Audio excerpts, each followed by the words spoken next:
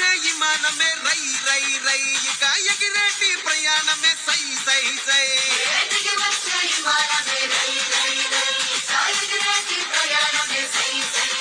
ఉత్తరాంధ్రకే రెక్కలొచ్చే రై రై రై ఇక చుక్కలనే తాకి వచ్చే సై సై సై